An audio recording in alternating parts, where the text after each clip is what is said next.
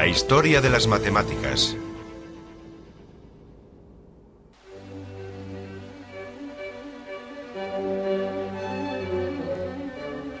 Las matemáticas consisten en resolver problemas. Y son los grandes problemas por resolver los que mantienen con vida a las matemáticas. En el verano del año 1900, el Congreso Internacional de las Matemáticas se celebró aquí, en París, en la Sorbona. Fue un evento bastante caótico, al que no ayudó nada el calor bochornoso de agosto, pero que será recordado como uno de los mejores congresos de todos los tiempos, gracias a una conferencia realizada por el prometedor David Hilbert. Hilbert, un joven matemático alemán, valientemente expuso lo que él creía que eran los 23 problemas matemáticos por resolver más importantes. Lo que él quería era establecer una lista de asuntos pendientes de las matemáticas del siglo XX, y lo hizo con éxito. Estos problemas de Hilbert definirían las matemáticas de la era moderna. De aquellos que intentaron resolver estos problemas de Hilbert, algunos experimentaron un éxito tremendo, mientras que otros sufrieron estrepitosos fracasos. Hacia el infinito y más allá.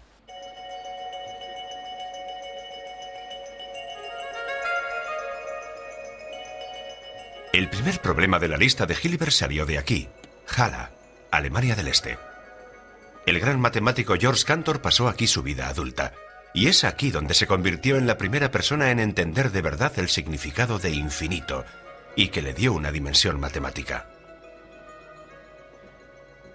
Sin embargo, la estatua que hay en la plaza del pueblo honra a otra de las celebridades de Halle, el famoso compositor George Händel. Para descubrir más sobre Cantor, tengo que coger un tranvía que me lleva a las afueras. Durante 50 años, Halle formó parte de la comunista Alemania del Este, y a los comunistas les encanta honrar a sus científicos, tanto que han colocado a Cantor en uno de los laterales de un gran cubo que encargaron, pero como eran comunistas, no pusieron el cubo en el centro del pueblo, sino que lo pusieron en las afueras, entre la gente. Cuando por fin encontré la dirección, empecé a temer que tal vez me hubiera confundido.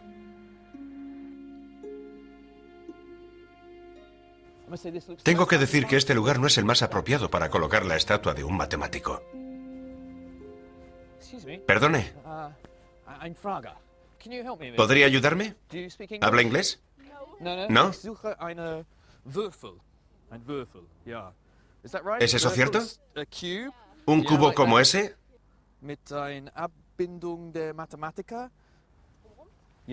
¿Que vaya por allí?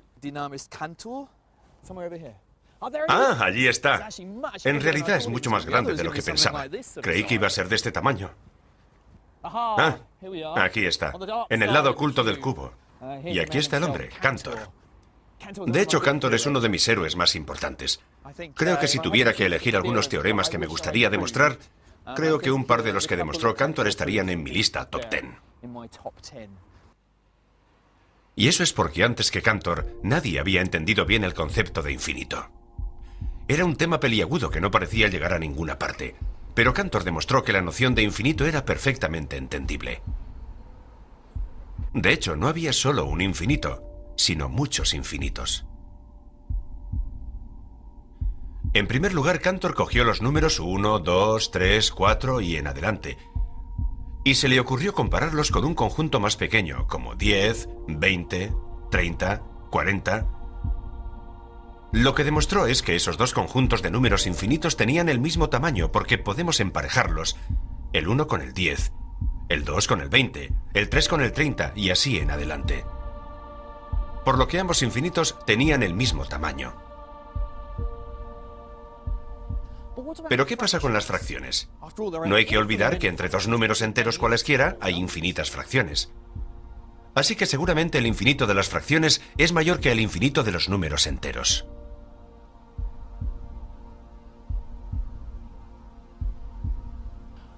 Bueno, lo que Cantor hizo fue encontrar la forma de emparejar todos los números enteros con el conjunto infinito de fracciones, y así es como lo hizo. Empezó por ordenar todas las fracciones en una cuadrícula infinita. La primera fila contenía los números enteros, las fracciones donde había un 1 en el denominador. En la segunda fila venían las mitades, fracciones con un 2 en el denominador, y así sucesivamente. Todas las fracciones tenían su posición en la cuadrícula. ¿Dónde están los 2/3? En la segunda columna, tercera fila. Ahora imagínense una línea que serpentea en diagonal por todas las fracciones.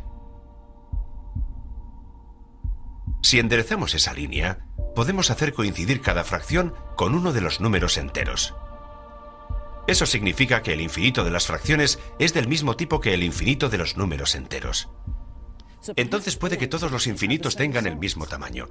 Pues ahora viene la parte verdaderamente emocionante, porque Cantor ahora estudiaba el conjunto de todos los números decimales infinitos y demostró que tenían un infinito mayor, porque de cualquier forma que se ordenaran los decimales infinitos, Cantor encontraba un astuto argumento para demostrar cómo construir un nuevo número decimal que faltara en la lista.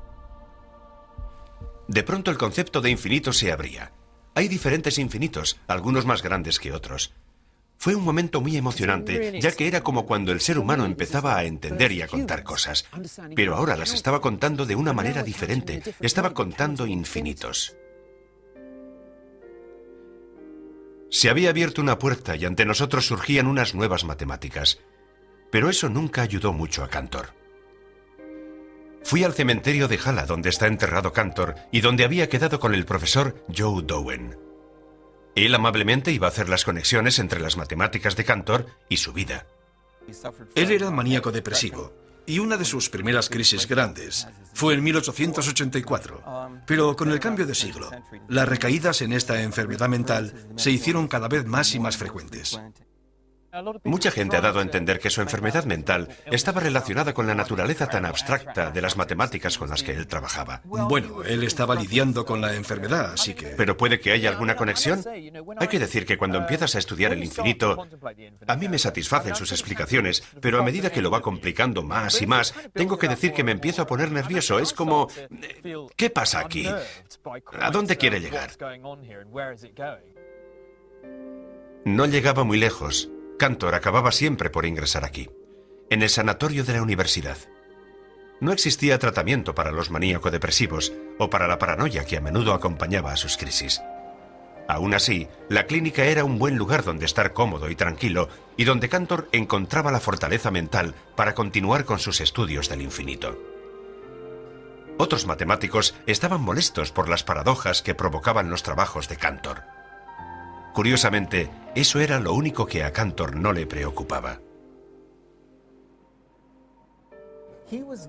A él nunca le molestaron las paradojas del infinito, como les molestaban a los demás, porque Cantor creía que... Muy bien, hay ciertas cosas que he sido capaz de demostrar y que podemos establecer con una total certeza matemática, y después está el infinito absoluto, que solo reside en Dios. Él puede entenderlo todo. Sigue existiendo esa paradoja final que a nosotros no nos está permitido entender, pero que Dios sí entiende. Pero había un problema que Cantor no podía dejar en manos del Todopoderoso.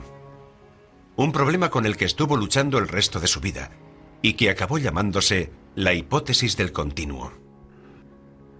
¿Existe un infinito entre el infinito más pequeño de los números enteros y el infinito más grande de los números decimales? El trabajo de Cantor no gustaba a muchos de sus contemporáneos, pero había un matemático francés que le defendió, argumentando que las nuevas matemáticas de Cantor acerca del infinito eran preciosas, aunque fueran producto de su patología. Afortunadamente, este individuo era el matemático más famoso y respetado de la época. Cuando un político francés le preguntó a Bertrand Russell quién creía que era el personaje más importante que había surgido en Francia, él contestó sin dudar que Poincaré. El político expresó su sorpresa por haber elegido al primer ministro Raymond Poincaré, por encima de Napoleón o Balzac. Russell contestó que no se refería a Raymond Poincaré, sino a su primo, el matemático Henri Poincaré.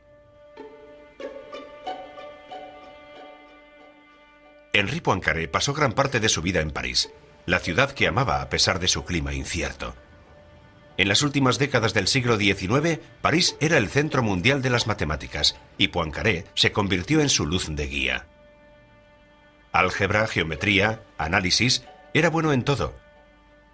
Su trabajo desembocó en todo tipo de aplicaciones, desde encontrar tu situación estando bajo tierra a nuevas formas de predecir el tiempo. Poincaré era muy estricto acerca de su rutina de trabajo. 2 horas de trabajo por la mañana y 2 horas de trabajo al comienzo de la noche. Y era entre esos 2 períodos donde dejaba que su subconsciente trabajase en la solución de problemas. Recuerdo una ocasión cuando tuvo un momento de inspiración totalmente inesperado mientras se estaba subiendo a un autobús. Y ese momento de inspiración enseguida se convirtió en un éxito. En el año 1885, el rey Óscar II de Suecia y Noruega ofreció un premio de 2.500 coronas a cualquiera que pudiera establecer matemáticamente y de una vez por todas si el sistema solar seguiría girando en el sentido de las agujas del reloj o si de pronto podía cambiar de dirección. Si el sistema solar tuviera solo 2 planetas, entonces Newton ya había demostrado que sus órbitas serían estables. Esos 2 cuerpos viajarían alrededor formando una elipse y girando sobre sí mismos, pero si se añadía un tercer cuerpo como la Tierra, la Luna y el Sol, la pregunta de si sus órbitas serían estables o no dejaba sin respuesta al mismísimo Newton. El problema es que ahora había unas 18 variables diferentes, como las coordenadas exactas de cada cuerpo y su velocidad en sus respectivas direcciones, así que la ecuación era muy difícil de resolver. Pero Poincaré hizo un importante progreso para resolverlo. Poincaré simplificó el problema haciendo sucesivas aproximaciones de las órbitas que él creía que no afectarían significativamente al resultado final.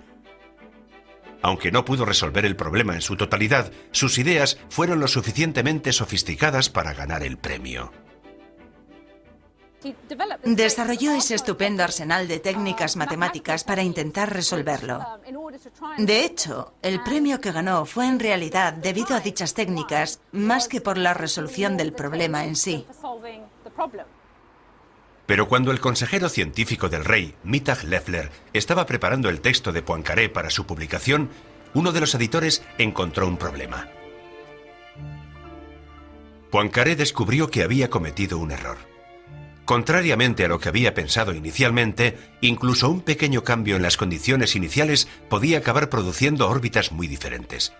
Sus simplificaciones no solo no funcionaban, sino que el resultado era incluso más importante.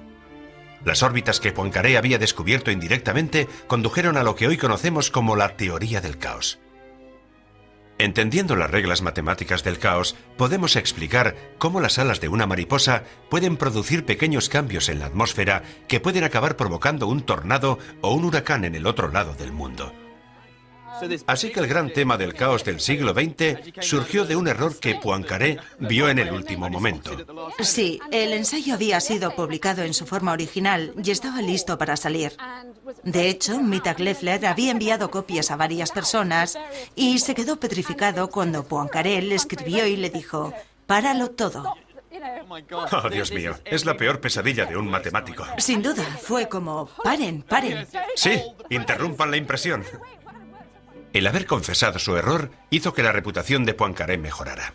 Continuó produciendo una amplia gama de trabajos originales durante toda su vida. Y no solo hizo cosas dirigidas a los especialistas, sino que también escribió libros populares donde ensalzaba la importancia de las matemáticas. Veamos esto. Aquí hay una sección sobre el futuro de las matemáticas, que empieza así. Si queremos ver el futuro de las matemáticas, el recorrido que debemos hacer es estudiar la historia y la situación actual de esta ciencia. Así que creo que Poincaré habría aprobado el viaje que estoy realizando para descubrir la historia de las matemáticas. Sin duda habría aprobado mi siguiente destino, porque para descubrir lo que probablemente fue la contribución más importante de Poincaré a las matemáticas modernas, tengo que ir a buscar un puente. De hecho, son 7 puentes, los 7 puentes de Königsberg. Hoy en día la ciudad es conocida como Kaliningrado, una pequeña ciudad rusa abierta al mar Báltico y encajonada entre Polonia y Lituania. Sin embargo, hasta 1945, cuando fue cedida a la Unión Soviética, fue la gran ciudad prusa de Königsberg. Desgraciadamente, gran parte de la antigua ciudad ha sido demolida y no queda señal alguna de 2 de los 7 puentes originales, y varios de ellos han cambiado tanto que resultan irreconocibles. Este es uno de los puentes originales. Puede parecer un lugar un tanto extraño para empezar una historia sobre las matemáticas, pero quédense conmigo. Todo empezó con un acertijo del siglo XVIII. ¿Hay una ruta que cruce todos y cada uno de estos 7 puentes pasando por ellos solo una vez? encontrar la solución es mucho más difícil de lo que parece.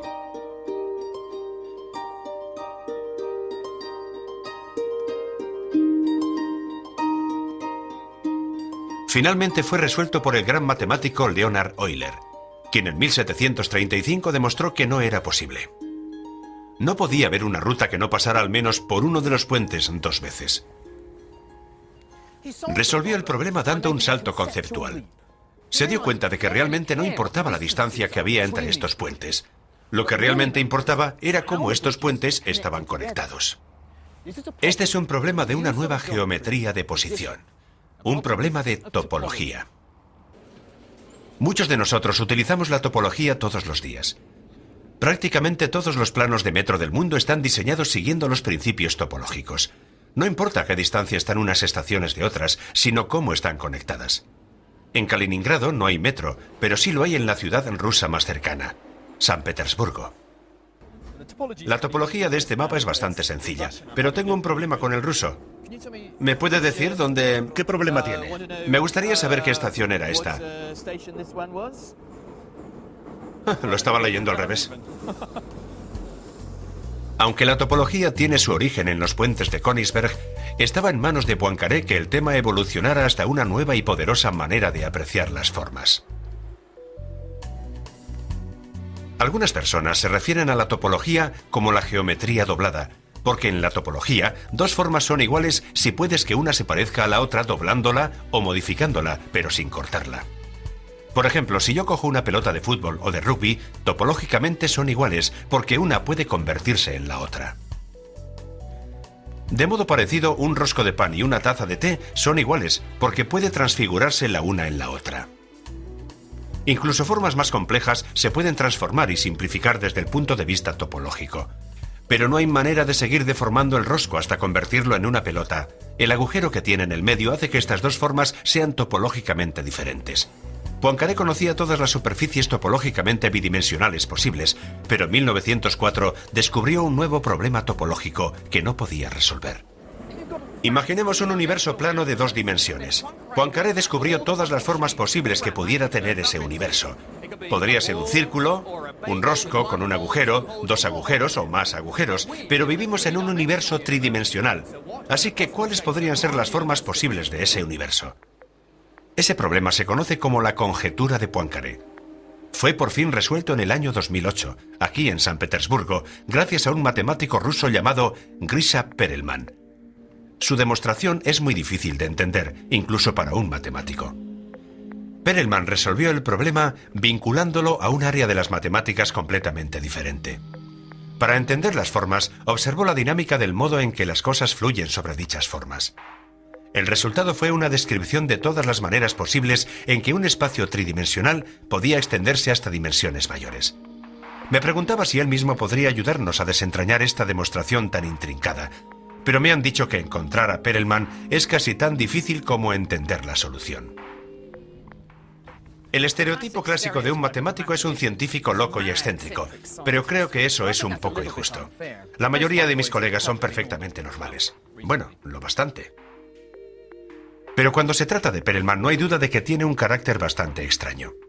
Ha recibido premios y ofertas de cátedras en distinguidas universidades occidentales, pero las ha rechazado todas.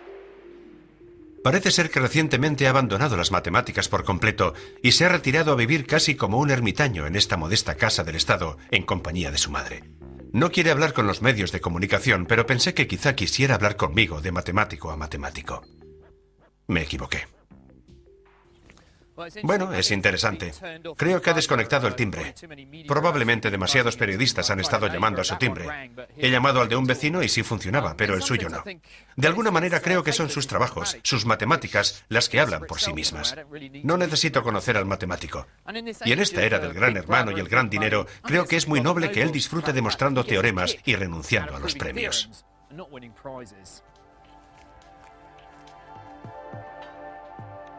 Sin duda, cualquier matemático lo habría celebrado. Pero por resolver cualquiera de sus 23 problemas, David Hilbert no ofreció ningún premio o recompensa más allá de la admiración de otros matemáticos. Cuando planteó los problemas en París en el año 1900, el propio Hilbert era ya una estrella de las matemáticas, pero fue en Göttingen, en Alemania del Norte, donde de verdad brilló. Con diferencia fue el matemático más carismático de su época. Es evidente que todo aquel que le conocía pensaba que era completamente maravilloso. Estudió la teoría de números y conectó toda la información. Un año después lo dejó por completo y revolucionó la teoría de las ecuaciones integrales. Siempre estaba cambiando y siempre estaba haciendo algo nuevo. No creo que haya nadie tan flexible y variado en sus estudios como era Hilbert. Todavía hoy en día se habla de su trabajo, y su nombre está unido a muchos términos matemáticos. Los matemáticos siguen utilizando el espacio Hilbert, la clasificación Hilbert, la desigualdad de Hilbert y varios teoremas más de Hilbert. Pero fueron sus primeros trabajos con ecuaciones lo que le hizo destacar como un matemático que tenía una nueva forma de pensar. Hilbert demostró que aunque hay un número infinito de ecuaciones, hay formas de dividirlas de manera que estén constituidas como un conjunto finito, como si fueran un edificio hecho con bloques. El elemento más llamativo de la demostración de Hilbert fue que no pudo construir ese conjunto finito, solo demostró que sí era posible que existiera. Alguien criticó que eso era teología y no matemáticas, pero en realidad pasaron por alto que lo que Hilbert estaba haciendo era crear un nuevo estilo de matemáticas, una visión más abstracta. Se puede demostrar que algo existe, aunque no puedas construirlo explícitamente. Es como decir: sé que tiene que haber una forma de ir de Göttingen a San Petersburgo, pero no sé decirte cómo se puede llegar hasta allí. Del mismo modo que desafiaba la ortodoxia matemática, a Hilbert le encantaba derribar los antiguos conceptos jerárquicos que existían acerca del universo en la Alemania de la época. Otros profesores se escandalizaban por ver a Hilbert yendo en bicicleta y bebiendo con sus alumnos. Le gustaba mucho la fiesta. ¿Sí? Sí. ¿Era un juerguista? Así me gustan los matemáticos. Sí. Le encantaba bailar con mujeres jóvenes. Le encantaba ligar. ¿En serio? Los matemáticos que conozco no es que sean muy ligones. Aún así, combinaba ese estilo de vida con un compromiso absoluto con las matemáticas. Hilbert era alguien que pensaba que cualquiera que tuviera talento para las matemáticas, un pingüino, una mujer o un hombre, negro, blanco o amarillo, no importaba. Debía dedicarse a las matemáticas y ser admirado. Las matemáticas hablan por sí solas. No importa si eres Un pingüino. Si puedes demostrar la hipótesis de Riemann, no nos importa lo que seas. Para él, las matemáticas eran un lenguaje universal. Sí. Hilbert creía que este lenguaje era lo suficientemente poderoso como para desentrañar todas las verdades de las matemáticas. Una creencia que expuso en una entrevista de radio que dio sobre el futuro de las matemáticas el 8 de septiembre de 1930. En esa entrevista no tuvo ninguna duda en decir que los 23 problemas se resolverían pronto y que las matemáticas ocuparían un lugar indiscutible entre los fundamentos de la lógica. Él declaró que no existían problemas irresolubles, una creencia que mantenían los matemáticos desde los tiempos de la antigua Grecia. Acabó con un llamamiento: debemos saber y sabremos.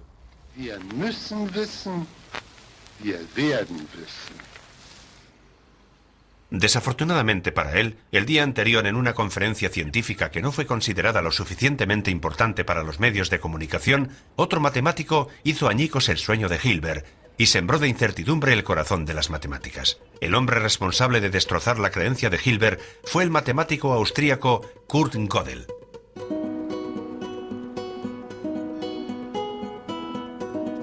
Y todo empezó aquí, en Viena, donde incluso sus admiradores, que eran unos cuantos, admitían que Kurt Gödel era un poco raro.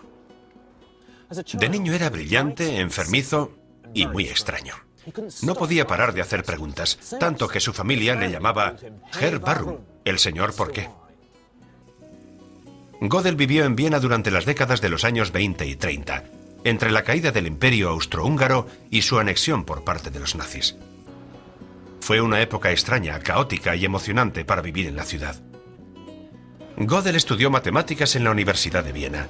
pero pasó la mayor parte del tiempo en los cafés, donde entre partidas de backgammon y billar tenía lugar la auténtica efervescencia intelectual del momento, protagonizada por un grupo muy influyente de filósofos y científicos llamado el Círculo de Viena. En sus discusiones, Kurt Gödel proclamaba una idea que revolucionó las matemáticas. Se puso a sí mismo un examen de matemáticas muy difícil. Quería resolver el segundo problema de Hilbert y encontrar una base lógica para todas las matemáticas, pero lo que descubrió le sorprendió incluso a él. Todos los esfuerzos que dedicó a la lógica de las matemáticas no solo no pudieron proporcionar la garantía que Hilbert buscaba, sino que demostraron lo contrario. Ahí está, se llama el teorema de la incompletitud. Gödel demostró que en cualquier sistema lógico de las matemáticas habrá afirmaciones sobre números que serán ciertas, pero que no se pueden demostrar. Él empieza con una declaración. Esta afirmación no se puede demostrar. Esto todavía no es una afirmación matemática, pero utilizando un inteligente código basado en los números primos, Gödel pudo cambiar esa declaración hasta convertirla en una auténtica afirmación aritmética. Ahora bien, esas afirmaciones o son verdaderas o falsas. Agárrense a sus lógicos asientos mientras exploramos las posibilidades. Si la afirmación es falsa, significa que dicha afirmación se puede demostrar, y por lo tanto, la afirmación sería cierta, y eso es una contradicción, por lo que tendríamos que deducir que la afirmación debe ser cierta.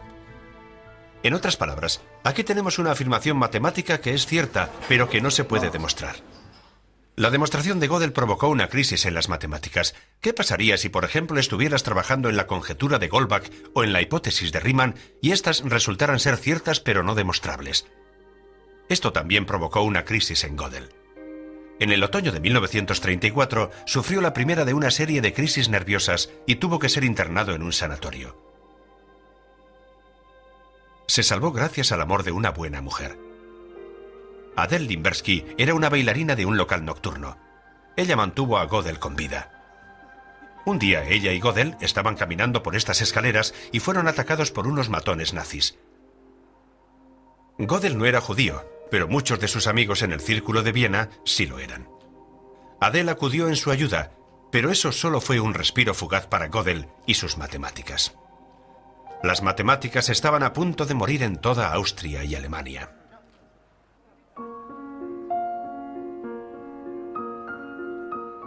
En el nuevo imperio alemán de finales de los años 30, las universidades no estaban decoradas con festivos globos de colores, sino con esvásticas.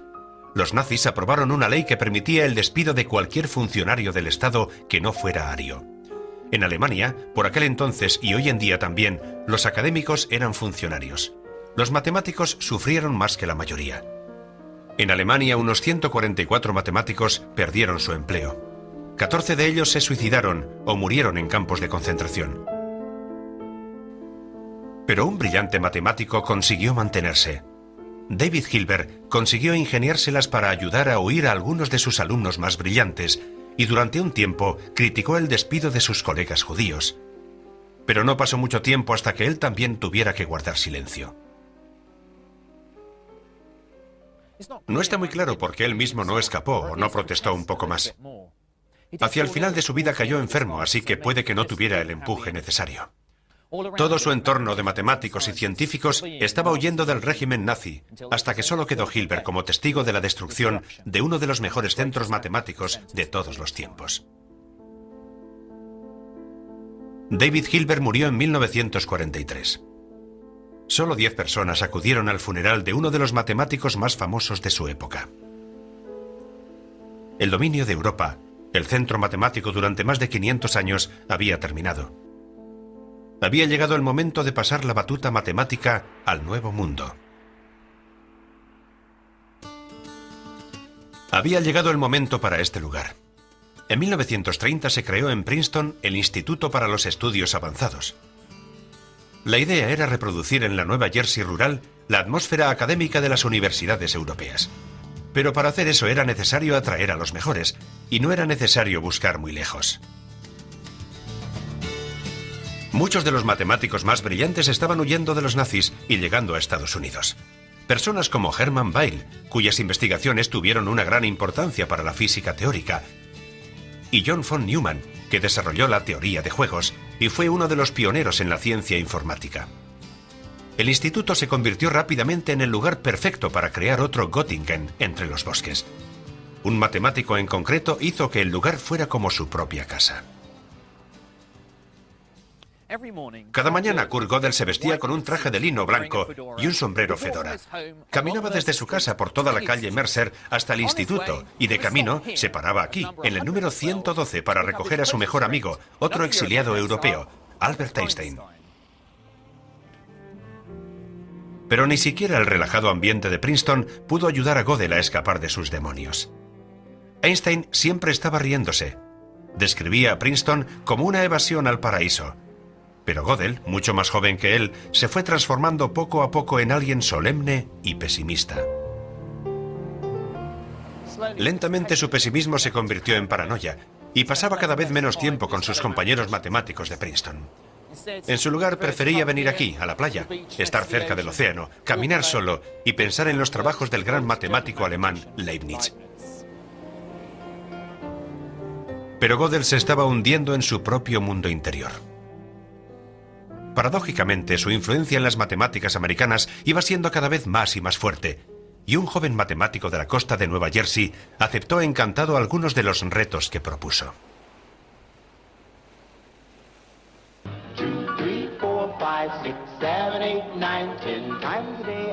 En los Estados Unidos de la década de los 50, a la mayoría de los jóvenes no les interesaban las matemáticas. Casi todos llevaban un estilo de vida más hedonista y relajado en ese paraíso bañado de helado y donuts. Pero había un adolescente que no comulgaba con los anhelos de los adolescentes norteamericanos corrientes. En su lugar, eligió sumergirse en algunos de los problemas matemáticos más importantes. Desde una edad muy temprana, Paul Cohen ganaba concursos y premios matemáticos. Pero al principio le costó un poco encontrar un campo de las matemáticas donde realmente pudiera dejar huella. Hasta que leyó La hipótesis del continuo de Cantor. Como descubrí en Jala, ese era uno de los problemas que Cantor no pudo resolver. La cuestión era si existía o no una serie de números infinitos más grande que la serie de números enteros, pero más pequeña que la serie de todos los decimales. Parece una pregunta muy sencilla, pero desde que Hilbert planteó el primer problema en el año 1900, todos los intentos por resolverlo habían fracasado. Con la arrogancia de un joven de 22 años, Paul Cohen decidió que él podía resolverlo. Cohen regresó un año más tarde con el extraordinario descubrimiento de que ambas respuestas podían ser ciertas. Había unas matemáticas donde se podía asumir que la hipótesis del continuo era cierta. No había una serie entre los números enteros y los decimales infinitos. Pero había unas matemáticas igualmente consistentes donde la hipótesis del continuo podía ser asumida como falsa. En estas operaciones sí existía una serie entre los números enteros y los decimales infinitos. Era una solución increíblemente atrevida. La demostración de Cohen parecía cierta, pero su método era tan novedoso que nadie estaba del todo seguro. Solo había una persona en cuya opinión todos confiaban. Había mucho escepticismo y tuvo que venir y presentarlo aquí, justo aquí, ante Gödel. La cosa cambió solo cuando Gödel dio su aprobación, que por cierto fue de una manera bastante inusual, ya que le pidió que le entregara los papeles. Él se los devolvió el lunes en el casillero con una anotación que decía: sí, es correcto. Eso lo cambió todo. Hoy en día los matemáticos han asumido la afirmación que dice que el resultado depende de la hipótesis del continuo. Hemos construido dos mundos matemáticos diferentes. Uno en donde la respuesta es sí y otro donde es no. Paul Cohen ha triunfado en el universo matemático. Le ha dado fama, riqueza y premios en abundancia. Tras su prematuro éxito en los años 60, no ha publicado muchas cosas, pero lo que hizo fue dinamita pura. No me puedo imaginar a nadie mejor de quien aprender. Él estaba deseando saber y enseñarte cualquier cosa que supiera o incluso cosas que no supiera.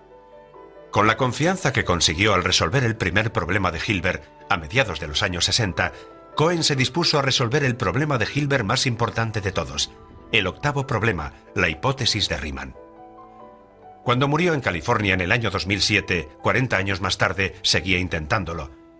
Pero como había sucedido con muchos matemáticos famosos antes que él, también fue derrotado por Riemann. Sin embargo, su planteamiento ha inspirado a otros para hacer progresos hacia una demostración, incluyendo a uno de sus alumnos más famosos, Peter Sarnak. Ese hombre me encantaba. Fue mi inspiración. Y estoy muy contento de haber trabajado con él. Me puso en el buen camino.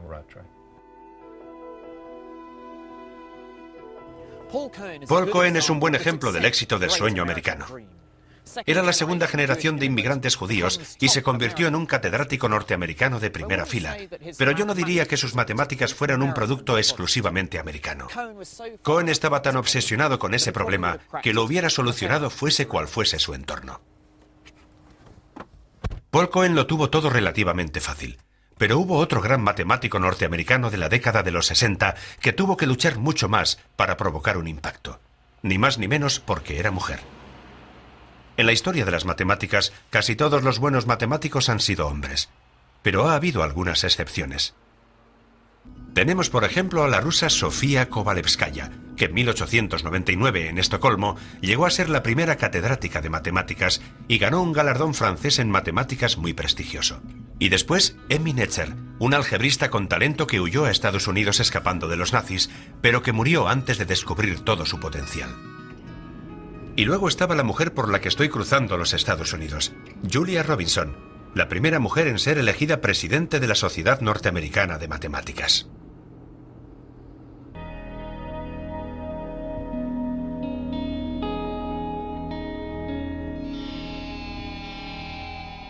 Nació en San Luis en 1919, pero su madre murió cuando ella tenía 2 años.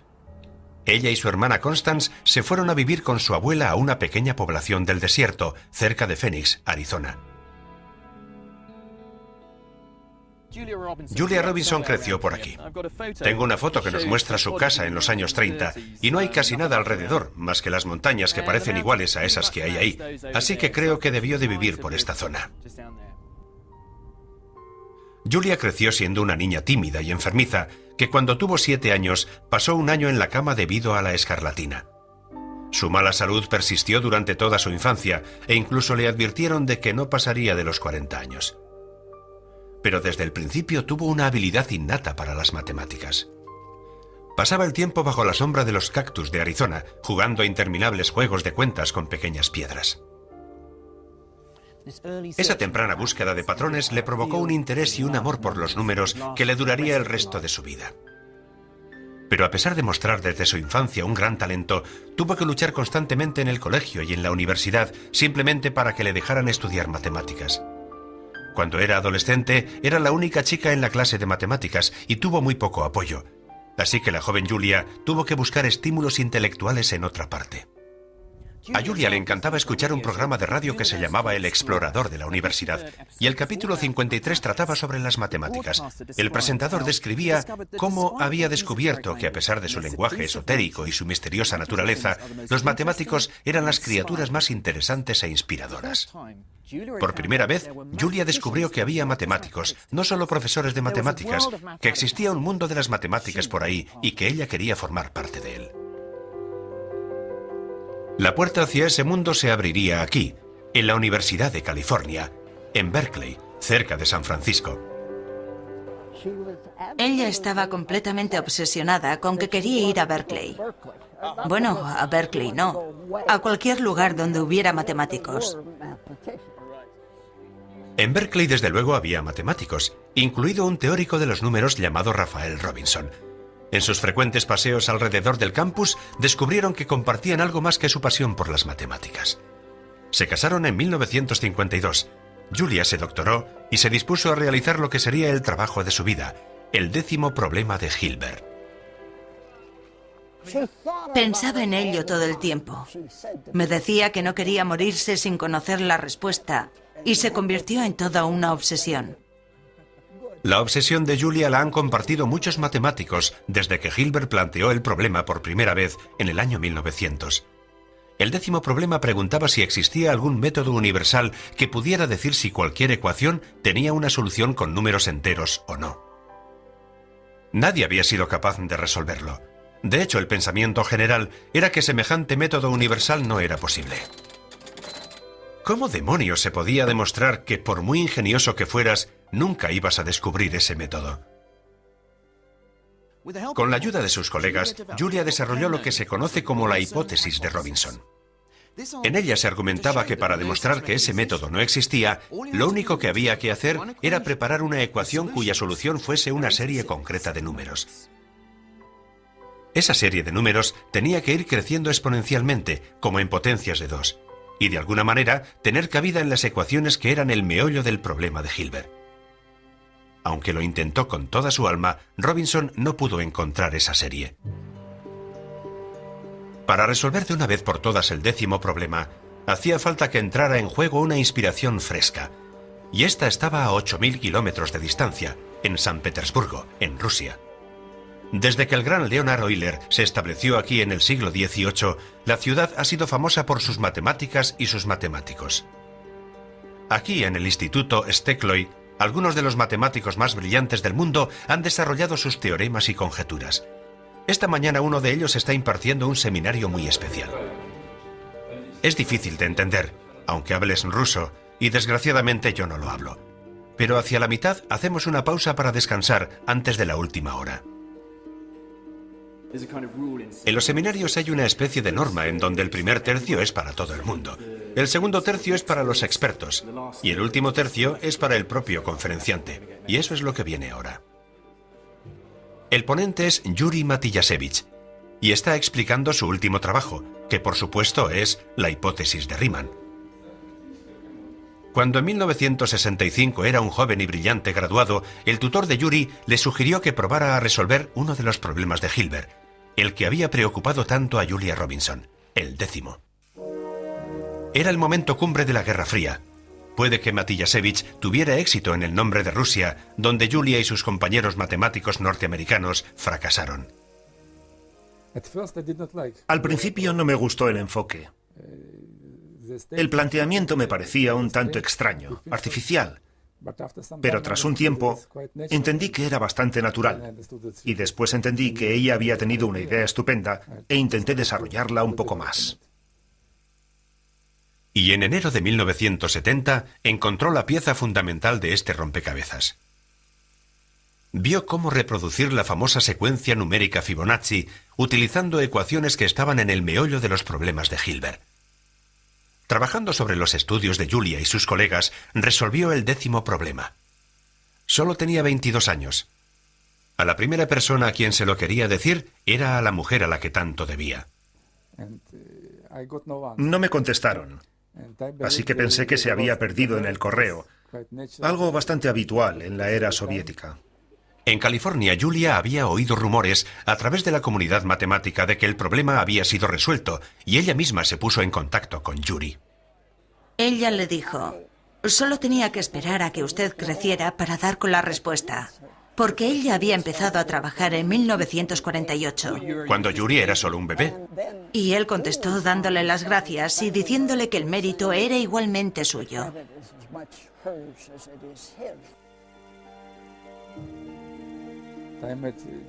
Conocí a Julia un año más tarde en Bucarest y le sugerí que tras la conferencia, ella y su marido Rafael vinieran a verme aquí, a Leningrado. Juntos, Julia y Yuri trabajaron en varios problemas matemáticos, hasta que poco después, Julia murió en 1985. Solo tenía 55 años. Fue capaz de encontrar nuevos caminos. Muchos matemáticos para resolver problemas solo utilizan métodos conocidos previamente, y ella tenía ideas nuevas.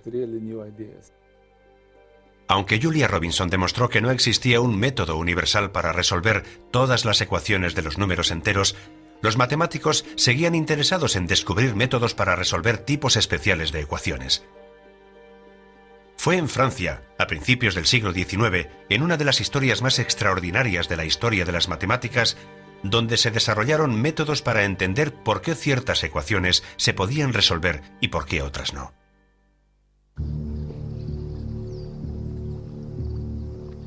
París, a primera hora de la mañana, 29 de mayo de 1832. Évariste Galois está a punto de luchar por su vida. Es el reinado del absolutista rey Borbón Carlos X, Y Galois, como muchos jóvenes enfurecidos de París, es un revolucionario republicano. A diferencia del resto de sus camaradas, tiene otra pasión, las matemáticas.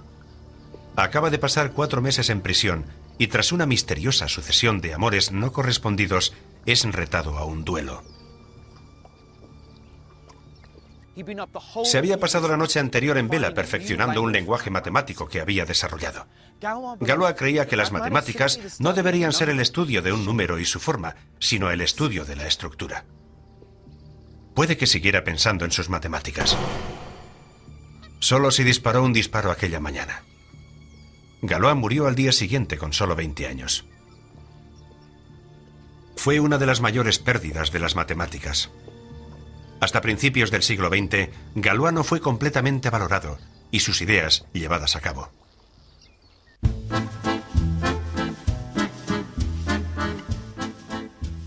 Galois había descubierto nuevas técnicas para poder saber si ciertas ecuaciones tenían solución o no. La simetría de algunos objetos geométricos parecía ser la llave.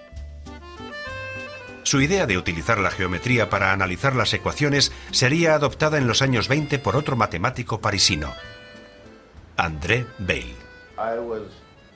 Me interesaba mucho, y en lo que al colegio respecta, tenía bastante éxito en todas las ramas. Y así fue. Tras estudiar en Alemania y en Francia, André se instaló en un apartamento de París, que compartía con su hermana más famosa, la escritora Simone Weil. Pero cuando estalló la Segunda Guerra Mundial, se vio inmerso en circunstancias muy diferentes.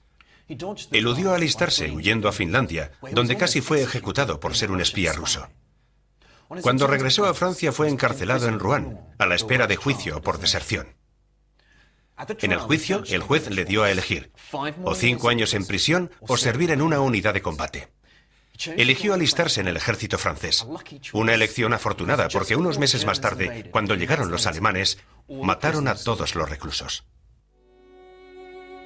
Weil solo pasó unos meses en prisión, pero ese tiempo fue crucial para sus matemáticas, porque ahí fue trabajando las ideas de Galois y desarrolló por primera vez la geometría algebraica, un nuevo lenguaje para entender las soluciones de las ecuaciones.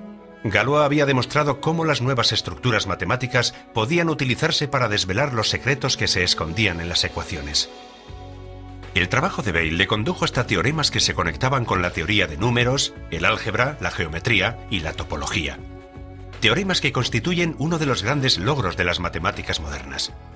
Sin André Weil jamás habríamos oído hablar del hombre más extraño de la historia de las matemáticas, Nicolas Bourbaki.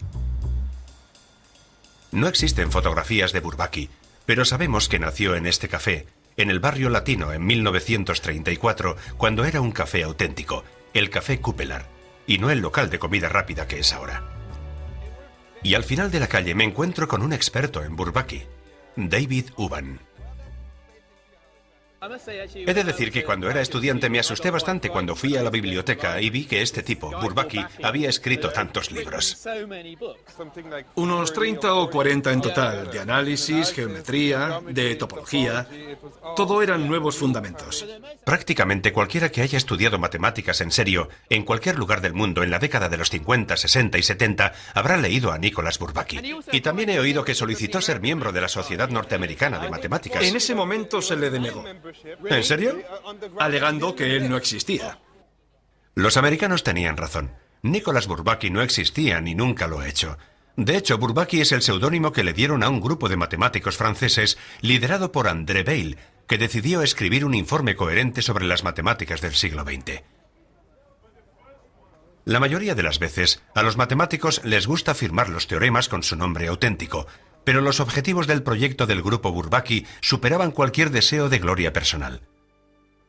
Tras la Segunda Guerra Mundial, el testigo de Bourbaki se cedió a la siguiente generación de matemáticos franceses, y su miembro más brillante fue Alexander Grothendieck. Aquí, en el IES de París, el equivalente al Instituto Princeton para los estudios avanzados, Grothendieck celebró sus famosos seminarios en la década de los 50 y los 60.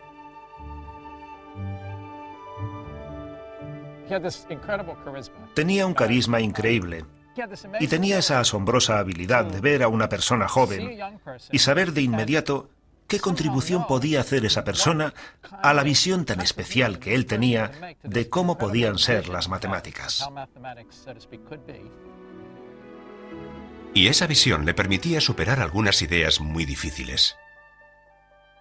Él decía, supongamos que quieres abrir una avellana. Lo normal es que cojas un cascanueces y la rompas para abrirla. Pues él decía que su enfoque era más como si cogieras la avellana, la pusieras sobre la nieve, la dejaras ahí un par de meses y cuando volvieras a por ella, se abriera sola. Grothendieck es un estructuralista. Lo que a él le interesa es la estructura oculta que subyace bajo todas las matemáticas. Solo cuando llegas a su arquitectura más básica y te centras en términos muy generales, aparecen los patrones matemáticos con total claridad.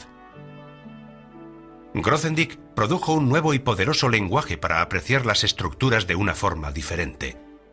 Fue como si hubiésemos vivido en un mundo en blanco y negro, y de pronto el lenguaje en que vemos el mundo se vuelve de color. Y es un lenguaje que los matemáticos han estado utilizando desde siempre para resolver problemas en la teoría de números, geometría e incluso física fundamental.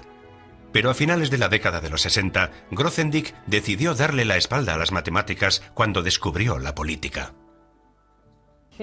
Él creía que la amenaza de una guerra nuclear y el asunto del desarme nuclear eran mucho más importantes que las matemáticas. Y que la gente que seguía dedicándose a las matemáticas, en lugar de enfrentarse a esa amenaza nuclear, estaba haciendo mucho daño al mundo.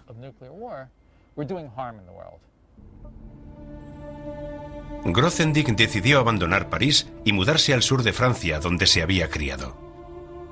Estalló una revuelta protagonizada por radicales políticos, y luego tuvo una crisis nerviosa. Se mudó a los Pirineos y se volvió un ermitaño. Hoy en día ha perdido todo el contacto con sus viejos amigos y colegas matemáticos. Sin embargo, su legado y sus logros sitúan a Grothendieck junto a Cantor, Gödel y Hilbert como alguien que ha transformado el panorama matemático. Cambió todo el concepto de una manera fundamental. Ya nunca volveremos atrás. Desde luego es una figura muy importante del siglo XX.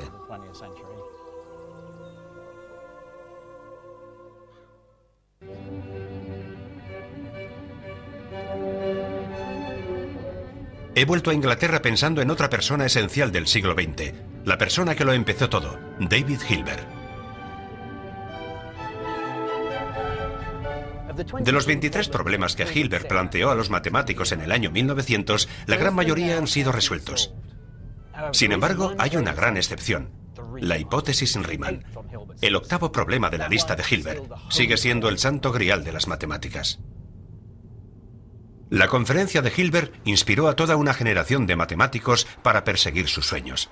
Esta mañana, en la ciudad donde crecí, yo mismo espero poder inspirar a otros.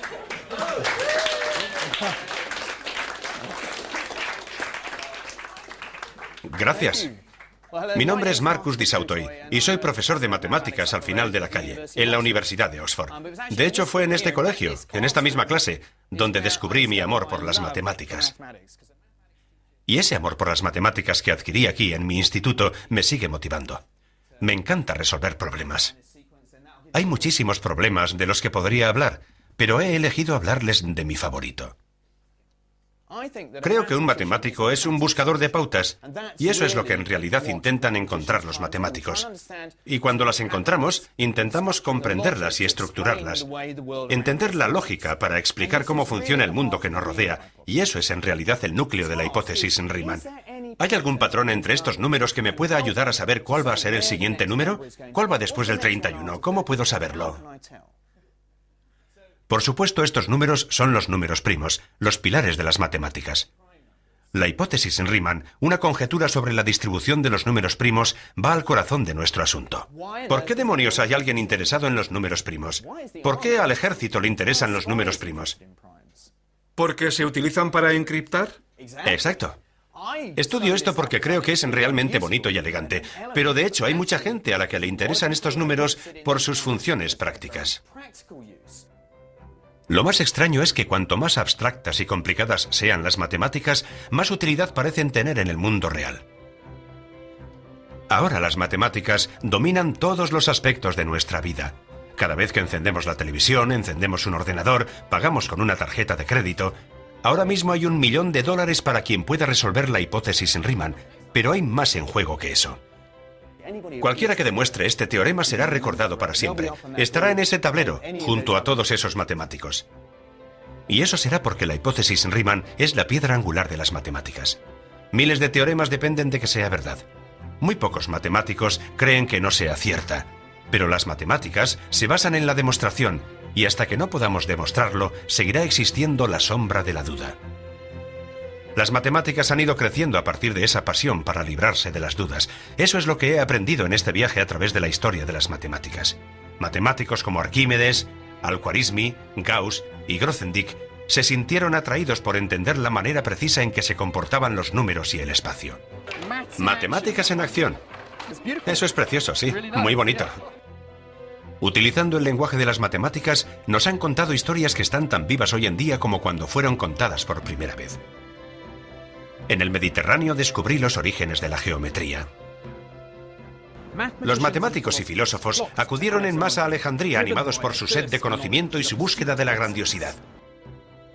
En India conocimos otro descubrimiento sin el cual sería imposible imaginar la vida moderna. Y aquí estamos, en uno de los auténticos lugares santos del mundo de las matemáticas. Aquí arriba hay algunos números, y aquí está el nuevo número, el 0. En Oriente Medio me impresionó la invención del álgebra por parte de Al-Khwarizmi. Desarrolló una forma sistemática para poder analizar problemas en donde la solución pudiera cuadrar, fueran cuales fueran los números que se utilizaran. En la edad dorada de las matemáticas en Europa, en los siglos XVIII y XIX, fui testigo de cómo las matemáticas descubrieron nuevas formas de analizar los cuerpos en movimiento y nuevas geometrías que nos han ayudado a entender la extraña forma del espacio. Pero es con el trabajo de Riemann, con el que al fin tenemos las lentes para poder explorar esos mundos de la mente. Y ahora mi viaje hacia el mundo abstracto de las matemáticas del siglo XX me ha desvelado que las matemáticas es el auténtico lenguaje en el que está escrito el universo, la llave para entender el mundo que nos rodea. Los matemáticos no están motivados por el dinero y las ganancias materiales, ni siquiera por las aplicaciones prácticas que pueda tener su trabajo. Para nosotros, lo que importa es la gloria de poder dar solución a alguno de los grandes problemas sin resolver que han burlado a generaciones previas de matemáticos. Hilbert tenía razón. Son los problemas matemáticos sin resolver lo que se convierte en el tema principal que obsesiona a cada generación de matemáticos. A pesar de todas las cosas que hemos descubierto a lo largo de los últimos 7 milenios, sigue habiendo cosas que no entendemos. Y el lema de Hilbert, debemos saber y sabremos, es lo que motiva a los matemáticos.